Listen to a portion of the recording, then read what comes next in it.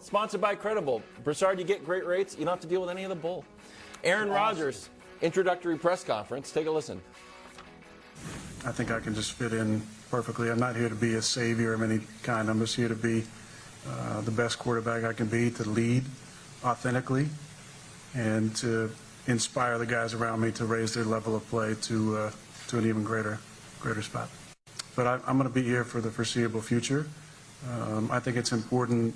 Obviously, I know the scheme that Hack's putting in. There's some tweaks, but I want to get to know the guys and be around the facility. And obviously, you know, I haven't really spent much time in Jersey outside of Teterboro, so I'm going to get to know the area and figure out a place to live and all that stuff. And I want to be here to do that. So there's a lot of reasons to be here. Most importantly, just to get to know the guys and put together some fun events to start that team building, which I think is really important this time of year.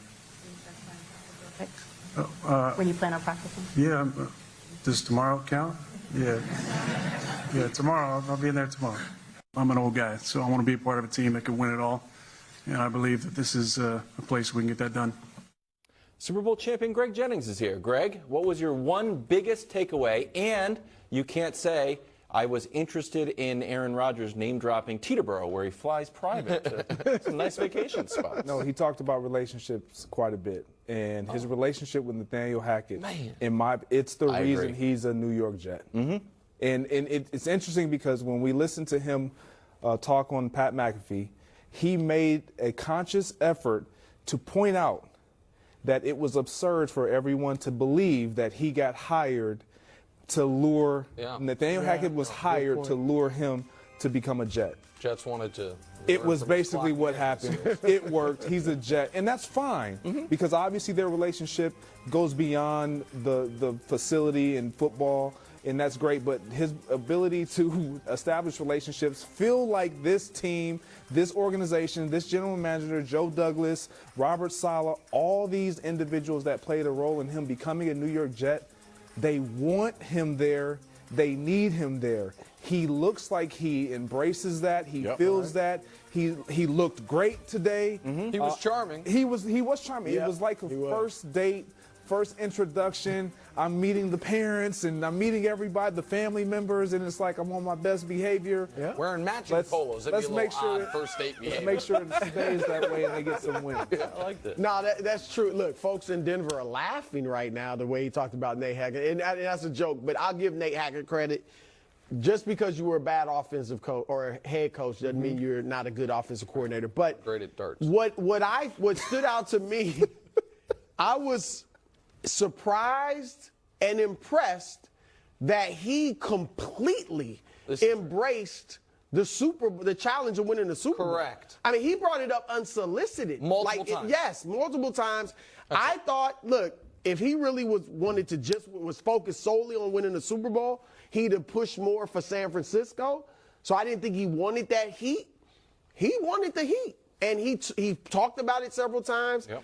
Even in the tough AFC and AFC East. So I give him a lot of credit for that. He must know he's got some great weapons. He feels comfortable with Hackett, knows the defense is good. So I was impressed with that. So I agree with Brew there because this is the longest playoff drought of any team in any of the four major sports. He could have set that as the goal. Get this team back in contention. Get this team. These fans deserve to be watching meaningful football in December. He said Super Bowl III trophy looks sad and lonely by itself. Yep. So old and dusty. Right. So I will give him credit for that. There were two parts of this, though, that because of our history with Aaron and what I would call half-truths, where my ears perked up. The first one was when he's asked about, hey, you said you wanted direct communication, and the Packers were like, we tried to call you and you didn't answer. And he's like, funny thing. Yeah.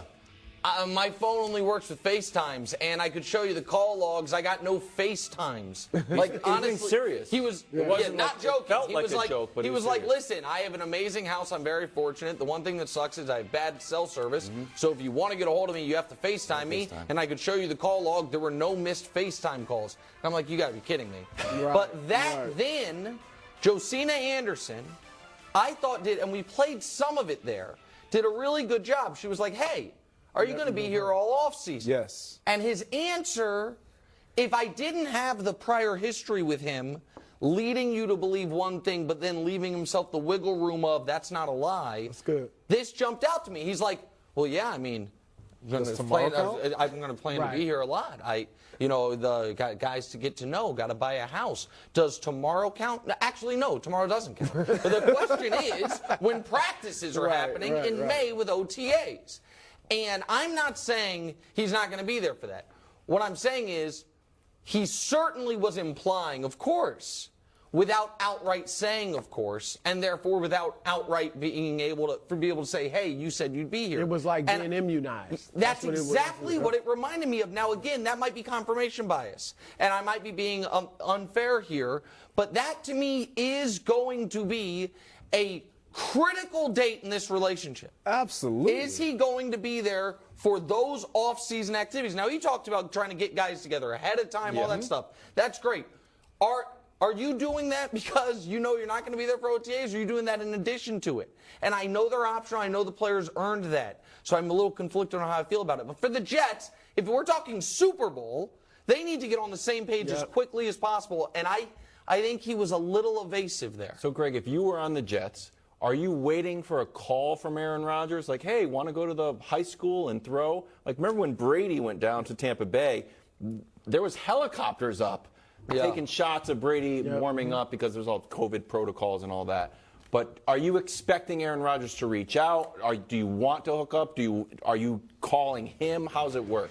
Well, I wouldn't be necessarily expecting him to reach out because I don't think that's his deal. He's not the Tom Brady type or the Drew Brees where let's go meet out at the park and let's go throw around some footballs. That's not him. I think more importantly, I'm leaning to what Nick says. If he, in addition to getting together some of these, what did he call them? He said some fun events or something like that. Setting up some team building events. In addition to that, if he's in that building and he's available for the non-mandatory practices and programming, like that is huge. This team, I believe, will definitely have a chance to contend. If not, I question whether they'll be able to contend because it's not just about the football.